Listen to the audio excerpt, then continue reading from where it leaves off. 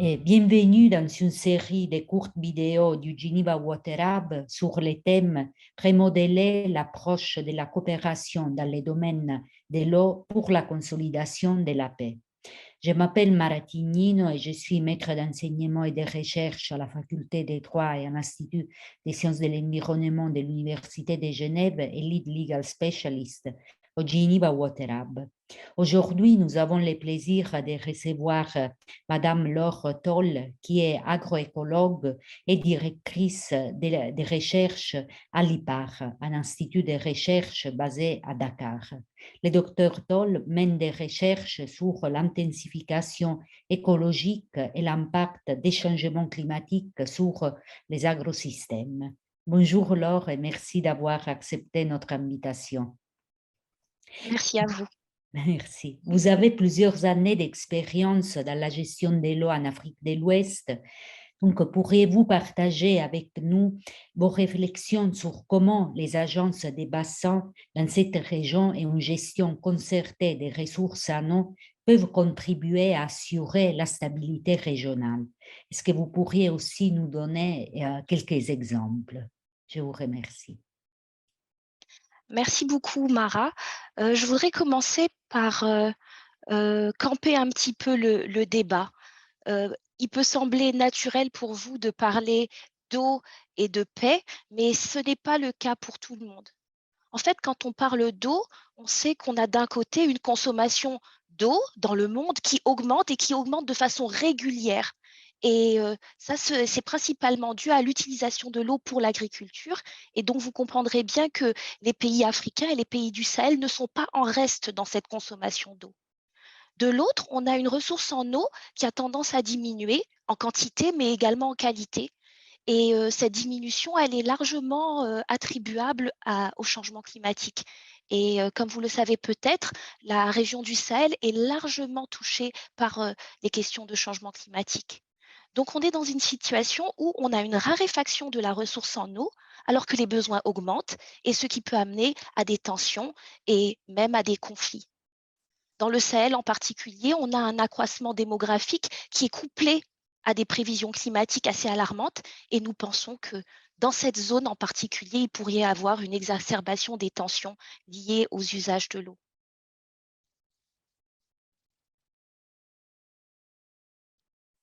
La particularité de l'Afrique de l'Ouest et du Sahel, c'est qu'il n'y a pas un pays d'Afrique de l'Ouest qui ne partage pas une ressource en eau avec un autre pays, un pays voisin.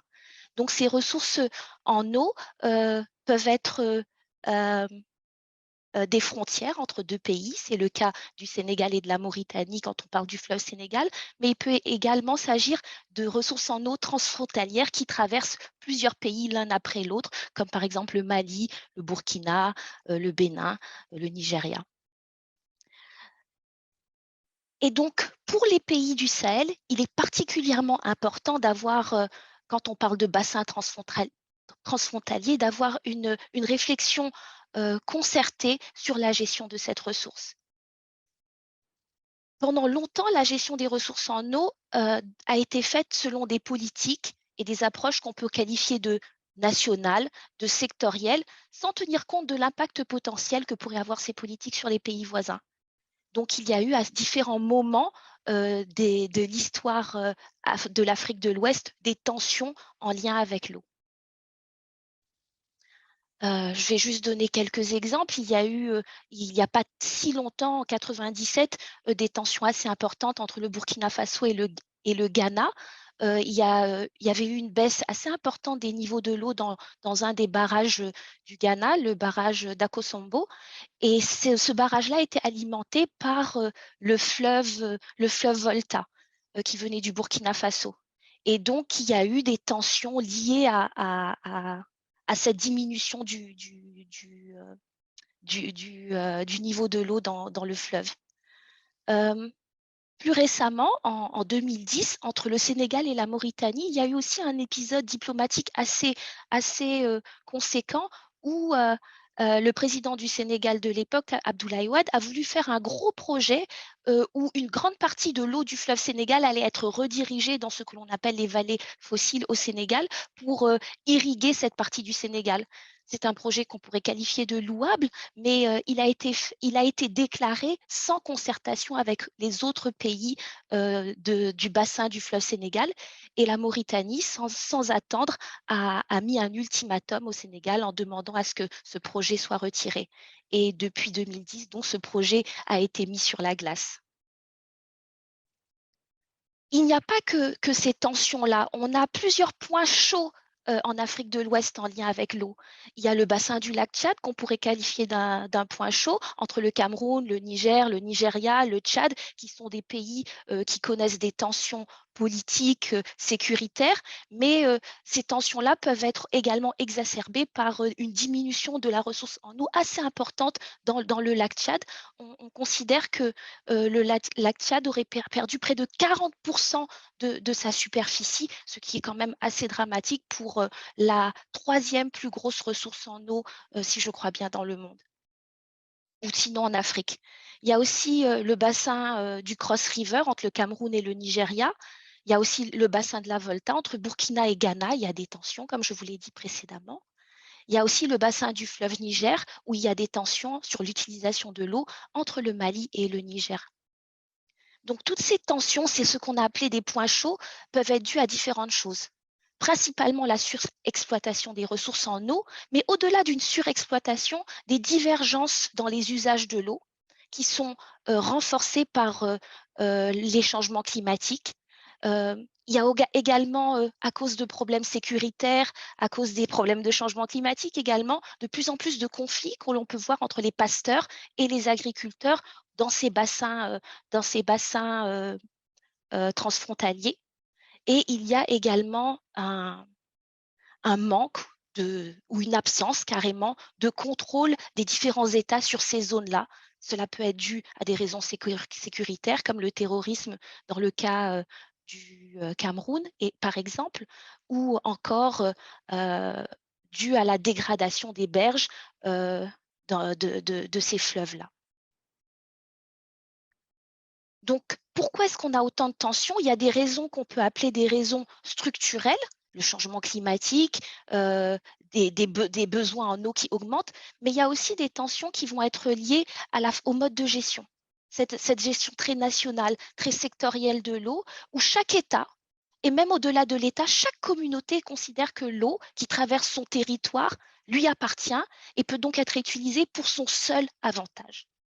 Donc, ce que l'on voit, c'est très peu de gestion intégrée, très peu de gestion concertée entre les pays. Je brosse un tableau qui peut être considéré comme un peu noir, mais il y a de l'espoir. En effet, depuis quelques années, on voit une grande volonté politique des États africains de créer des cadres de concertation inter-États. Donc, on a en 2002 une déclaration ministérielle sur l'eau qui a été ratifiée par plus d'une quarantaine de pays à Abuja, au Nigeria. On a en 2006 la mise en place d'un cadre permanent de coordination et du suivi de la gestion intégrée des ressources en eau en Afrique de l'Ouest, qui a été adopté en 2006 à Niamey, donc. Et donc, on a plusieurs mécanismes et cadres qui se mettent en place, inter-États, qui devraient permettre une meilleure gestion de l'eau. Vous m'avez demandé de donner un exemple ou quelques exemples. Moi, j'aimerais vous parler de l'OMVS, l'Organisation pour la mise en valeur du fleuve Sénégal. Je vais vous parler de l'OMVS parce que c'est une institution avec laquelle nous, IPAR, nous travaillons depuis plusieurs années pour la mise en place d'une charte foncière. Donc, c'est une organisation qui, au-delà de la gestion même de l'eau, a dans son ADN l'idée d'une gestion concertée plus grande, plus écosystémique, plus holistique. Donc, cette organisation, donc l'OMVS, regroupe différents États du bassin du fleuve Sénégal. Donc, il s'agit bien sûr du Sénégal, de la Mauritanie, du Mali et de la Guinée. L'objectif de l'organisation qui a été créée en 72, c'était donc cette gestion concertée du fleuve Sénégal. Et elle a été mise en place suite à plusieurs années de sécheresse dans la région, les grosses sécheresses des années 70. Une des particularités de l'OMVS comparée à d'autres organisations de mise en valeur de bassins transfrontaliers, c'est que elle est partie d'un principe de partage équitable entre ses États membres de l'ensemble des propriétés des ouvrages qu'ils vont bâtir. Donc, il y a deux grands barrages et les deux grands barrages appartiennent à l'ensemble des États de l'OMVS. Et au-delà des ouvrages, tous les bénéfices qui vont découler de ces ouvrages-là, que ce soit de l'eau pour l'irrigation ou de l'énergie, sont partagés et appartiennent à l'ensemble des États. Donc, il s'agit vraiment d'une façon assez novatrice et en même temps très forte de créer une institution. L'autre chose, c'est qu'au sein de l'OMVS, il y a une parfaite cohérence entre ce que l'OMVS a comme objectif et ce que ses États membres ont comme objectif. Donc, c'est une institution dans laquelle, en principe, il devrait y avoir moins de tiraillements entre les États et plus de facilité dans la concertation. Quand on parle des objectifs de l'OMVS, il y a des choses comme la sécurité alimentaire, on irrigue pour l'agriculture, la réduction de la dépendance énergétique, on crée de l'énergie hydroélectrique, la lutte contre la pauvreté à un niveau un peu plus global, la circulation des biens et des services, puisque les fleuves ne sont pas juste des sources d'eau, c'est aussi des routes, et la protection de l'environnement. Sans une protection de l'espace autour du fleuve, on peut rapidement arriver à une destruction de la qualité de la ressource, mais aussi de la ressource même. Donc, comme je vous disais, quand l'OMVS a été créée, elle est partie sur une convention qui déclarait que le fleuve Sénégal et ses affluents pouvaient être considérés comme un cours d'eau international pour les États membres. Et donc, il y a eu en 1978 un statut sur les ouvrages communs qui déclare que les infrastructures hydrauliques et électriques à réaliser dans le cadre de l'OMVS sont des propriétés communes et indivisibles des États membres. L'ensemble de ces éléments ont fait que l'OMVS, depuis sa création, a montré beaucoup de dynamisme, du dynamisme en termes d'aller chercher des ressources pour des ouvrages. Il y a eu la réalisation des barrages de Diama au Sénégal et de Manantali au Mali, qui ont été des moments assez forts du travail de l'OMVS. Et je voudrais juste partager une anecdote. Je suis née, j'ai grandi au Sénégal et pendant très longtemps, j'ai cru que Manantali, c'était au Sénégal. Parce que quand on parlait du barrage de Manantali et de ce que le barrage de Manantali nous amenait, enfin, pour moi, ça devait forcément faire partie de mon pays. Et c'est en grandissant que j'ai compris que le barrage de Manantali qui nous amenait de l'énergie, qui nous amenait de l'eau, était quelque chose, un ouvrage qui était construit au Mali. Plus récemment, ce que l'OMVS a réussi à faire, c'est de créer, ou en tout cas d'adopter de façon concertée, une charte qui fixe les principes et les modalités de répartition de l'eau du fleuve entre les usages et entre les pays. Et cette clé de répartition-là, elle s'est faite selon des critères assez complexes, mais des critères discutés et sur lesquels tout le monde est tombé d'accord. Un des critères importants a été, par exemple, la superficie dans chacun des États du bassin versant du fleuve Sénégal. Mais il y a aussi d'autres critères qui ont été pris en compte. Et ça, c'est souvent le point d'achoppement des organisations de bassins. Comment est-ce qu'on répartit les bénéfices du fleuve? Et l'OMVS, jusqu'à présent, y arrive plutôt bien. Une autre chose aussi qu'il faut souligner concernant l'OMVS, c'est son rôle géopolitique ou son rôle en termes de diplomatie. Ce n'était pas un rôle qui lui avait été donné à l'origine, mais depuis sa création, l'OMVS n'a jamais arrêté de fonctionner, n'a jamais arrêté d'être un cadre de concertation. Et je voudrais rappeler la crise sénégalo-mauritanienne qui a eu lieu en 89. Lors de cette crise-là, il y a eu un arrêt des relations diplomatiques pendant, je pense, 2 ou 3 ans entre le Sénégal et la Mauritanie. Il y a eu des fermetures de frontières, mais à aucun moment, l'OMVS, dans lesquels le Sénégal et la Mauritanie sont parties prenantes, à aucun moment l'OMVS n'a arrêté de fonctionner.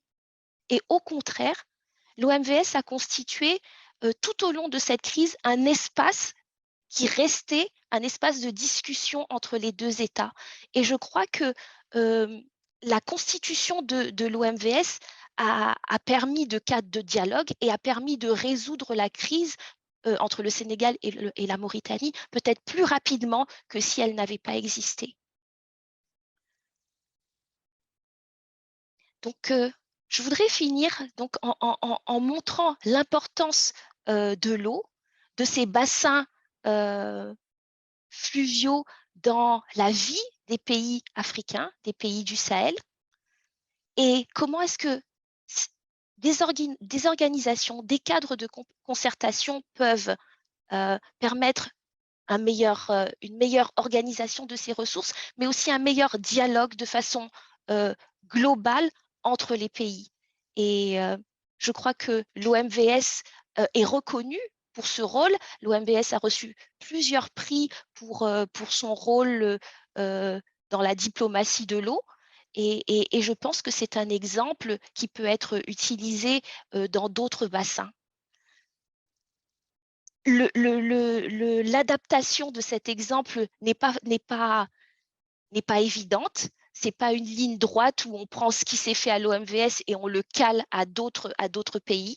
Ça s'est fait avec succès dans le cadre de l'OMVG pour le fleuve Gambie, où il y a des mécanismes très similaires à l'OMVS et où le fonctionnement est plutôt efficace. Ça marche peut-être moins bien pour d'autres organisations de bassin, comme l'organisation qui gère, par exemple, le fleuve Niger. Et c'est dû à des contraintes spécifiques au bassin du fleuve Niger. Mais quand on sait que ça a fonctionné quelque part, je crois que c'est plus facile de se dire que ça peut fonctionner partout. Voilà. Donc, je voudrais vous remercier de m'avoir donné l'opportunité de partager quelques mots sur l'eau, l'importance de l'eau dans les pays du Sahel et comment est-ce que des organisations créées par les hommes peuvent permettre de mieux partager et de mieux vivre ensemble avec et autour de cette eau. Merci. Merci beaucoup, merci d'avoir partagé vos réflexions avec les Geneva Water Hub.